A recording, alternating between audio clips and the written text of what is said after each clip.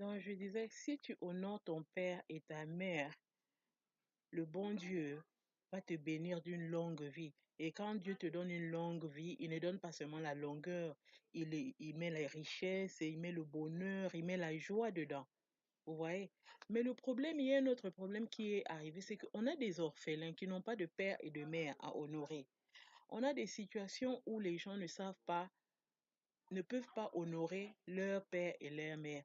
Et il y a des situations où les gens ne sont même pas, ne savent même pas qui sont leurs pères, qui est leur père ou qui est leur mère. Donc, ils ne peuvent pas trop respecter ce commandement-là.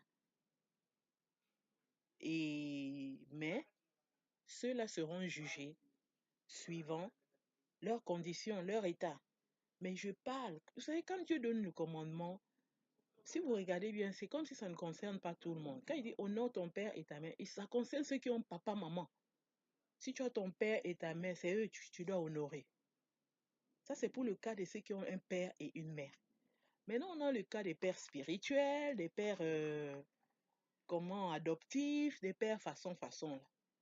Donc, on va réduire ça à la situation que honore ton père et ta mère veut dire que ton père, c'est celui-là qui joue le rôle de père dans ta vie. Ça peut être ton oncle, ça peut être un étranger, ça peut être qui, mais c'est cette personne qui a pris la place de père, qui te considère comme son enfant et que tu considères comme ton père. Tu dois l'honorer. Tu dois lui faire ressentir qu'il ne regrette pas d'avoir joué ce rôle dans ta vie. Tu dois honorer ta mère de la même façon. Elle ne doit pas mère adoptive, mère comme ci, comme ça, de sorte qu'elle ne regrette pas d'avoir joué ce rôle dans ta vie. Donc tu dois honorer ton père et ta mère. Mais j'aime surtout, euh, là je veux soulever un cas où les, les gens sont, les gens sont joués. Parce que dans les commandements, comme j'ai dit que lorsque le diable voit tous les commandements, il s'arrange à ce que les gens mentent. Dieu a dit ne mentez pas, ne ment pas. Lui, il s'arrange. Il crée tout un système pour que tu mentes. Il crée tout un système pour que tu voles. Il crée tout un système. Donc, il a créé tout un système pour que tu n'arrives pas à honorer ton père et ta mère. Et ça concerne ceux qui sont au courant, ceux qui connaissent leur père et leur mère. Oui, quand tant aussi longtemps qu'ils sont vivants, qu'ils soient séparés ou comment, qu'ils soient vivants, c'est ton père et ta mère que tu dois honorer, tu dois leur faire plaisir. Bon, ça ne concerne pas tous les pères et les mères parce qu'il y a des parents qui ne sont pas divins. Ça sont les enfants. Dieu parle à son peuple. Il parle aux gens qui respectent ses commandements. Parce que dans notre société, là, il y a des parents qui ne sont pas divins et qui ne suivent pas Dieu. Ils ne procurent pas de bons conseils à leurs enfants et leur façon de réfléchir. Ils ne suivent pas la voie de Dieu. Je ne crois pas que c'est des parents comme ça que vous devez honorer. Vous voyez? Un parent qui te pousse à mentir, un parent qui te pousse à voler, un parent qui t'encourage dans des bêtises, je ne crois pas que c'est une bonne chose de leur faire plaisir. Parce que leur faire plaisir te poussera à voler, leur faire plaisir te poussera à commettre l'adultère, leur faire plaisir te poussera, les honorer te poussera à commettre l'adultère, les honorer te poussera à faire beaucoup de ces choses que Dieu interdit de faire. Donc, on voit que lorsque Dieu dit honore ton père et ta mère, c'est un cas, c'est vraiment sérieux, c'est très délicat. Il y a des gens, leur papa est menteur, ils se disent qu'il faut couvrir le mensonge, le monsieur meurt dans son péché. La maman est prostituée ou comment, et il trouve que parce que c'est ça qui nous rapporte de l'argent, je dois. Mais à part la prostitution, dans cette ville-là où elle fait la prostitution, il y a une autre qui est pire qu'elle, mais elle va au marché. Elle aussi, elle peut s'en. Mais les gens n'aiment pas faire certaines choses parce qu'ils trouvent que bon. Je suis pas là pour juger les gens, mais je parle des gens de Dieu, je parle selon ce que j'ai compris. Bref, donc honore ton père et ta mère. C'est un commandement très délicat, mais je voudrais sauver les gens pour qu'ils puissent prolonger leur vie avec les bénédictions qui viennent avec. Donc, et les bons parents, les parents qui ont compris, qui craignent Dieu, faciliteront la tâche à leurs enfants pour que les enfants les honorent. Vous voyez, pour que les enfants leur fassent plaisir. Et la première chose que je crois que les parents peuvent faire pour leurs enfants, c'est de rester ensemble, de les lever ensemble, d'être présents dans leur vie ensemble. Vous voyez, je sais que les gens qui ont les enfants différents, avec des partenaires différents, vont croire que je les attaque. Moi, je ne parle, je parle de la catégorie, parce que moi, la parole de Dieu telle que je l'ai compris, elle est d'abord physique. Quand Jésus nous parle là, c'est d'abord tel que tu comprends, et tel que c'est écrit là. Si c'est ton père, on sait que sur terre, ton père, c'est ton géniteur. Avant que le père adoptif ne vienne, ça c'est un autre cas.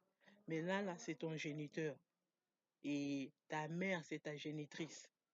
Donc ces deux-là, tu dois les honorer. Même si tu as été adopté après et tout ça là, mais pour que le commandement soit bien respecté. Et sache que le diable a déjà monté. Ces commandements ont été donnés à Moïse, hein. Donc depuis le temps de Moïse, le diable a déjà monté des systèmes pour combattre ce commandement-là, pour que tu n'arrives pas à respecter ce commandement. Et c'est lui qui te vole la longue vie. Toi, tu vas avoir la vie courte, lui, il va avoir la longue vie, lui et ses agents, ils vont avoir ta longue vie. Ils te volent cette longue vie. C'est une grande bénédiction. Donc, les parents qui aiment Dieu, qui craignent Dieu, qui aiment aussi leurs enfants, vont faciliter la tâche à leurs enfants. Vous voyez, en restant ensemble, en étant des vrais parents. Vous n'allez pas...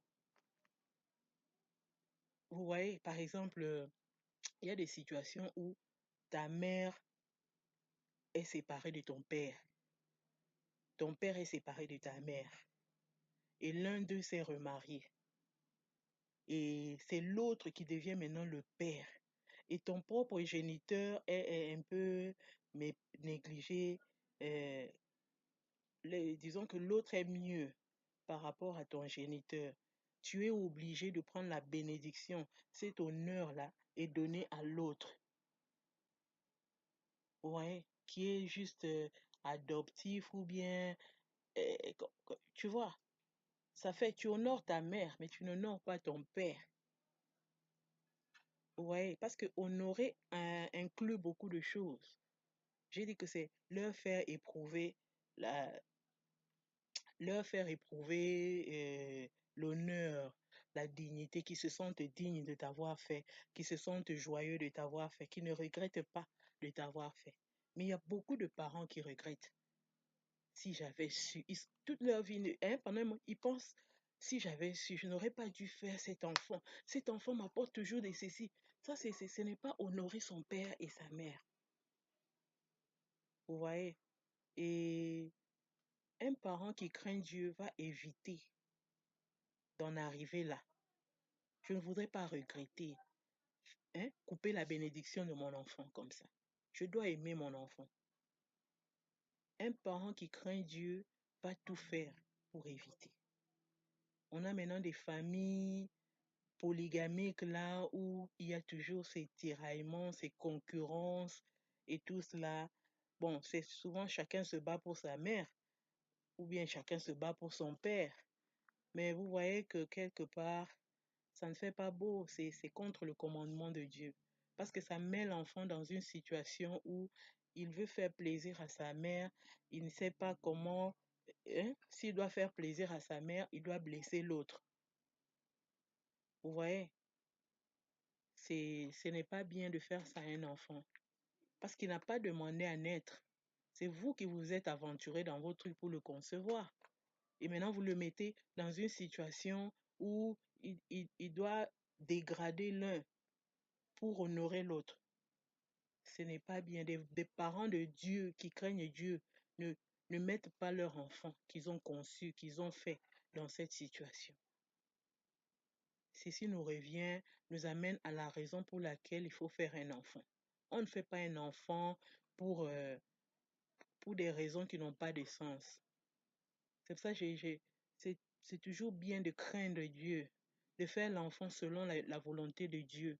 Parce que lorsque vous faites votre enfant selon la volonté de Dieu, vous allez penser à vous marier d'abord et vous allez commencer à faire vos enfants, vous allez rester ensemble pour ces enfants et demain ces enfants vont vous honorer.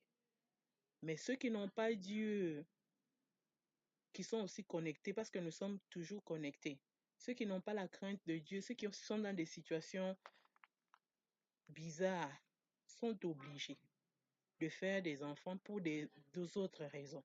Et demain, ces enfants-là se retrouvent dans des conditions où ils doivent humilier l'un des parents, leurs parents, ils apportent l'humiliation à leurs parents, ils dégradent leurs parents et ça ne fait pas beau, c'est une malédiction. Donc, je voulais juste partager cet aspect-là.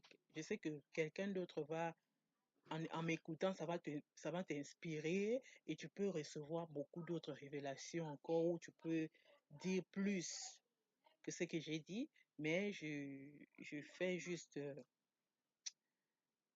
cette pour jusque-là. Donc, pensons à honorer nos parents et pensons à faciliter nos enfants pour qu'ils nous honorent. Vous voyez, moi, par exemple, j'ai trouvé que Dieu a dit, tu ne commettras pas l'adultère. Lorsqu'on regarde bien l'adultère, c'est un homme et sa femme. La fornication, c'est pour ceux qui ne sont pas mariés. Mais l'adultère, c'est pour un couple de mariés. Lorsque l'un va avec un autre partenaire, il commet l'adultère. Vous voyez? Mais un truc comme la polygamie légalise l'adultère. Vous voyez? Et la même polygamie légalise le déshonneur des parents par leurs enfants. Parce que tu ne peux pas honorer ton père et ta mère. Parfois, ta mère était mariée à cet homme-là.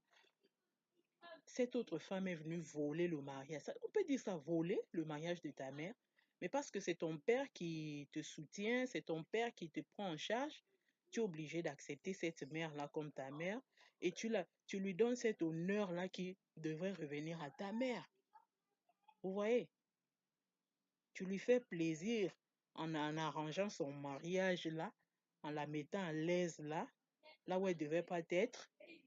Et c'est ta vie qui est menacée, c'est ta vie qui est réduite parce que tu ne respectes pas le commandement de Dieu. Et je rappelle encore que là, je suis en train de parler pour ceux qui ont papa, maman, pas les adoptifs et tout ça là. Ça là, Dieu lui-même va traiter leur cas.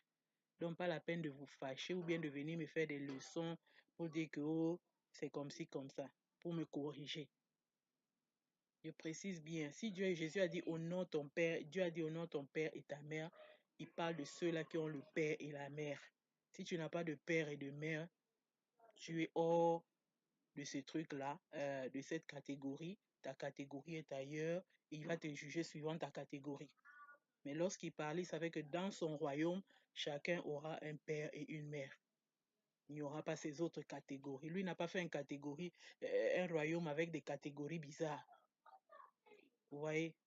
Où une femme va avoir les enfants avec combien de partenaires, un homme va avoir les enfants avec je ne sais combien là.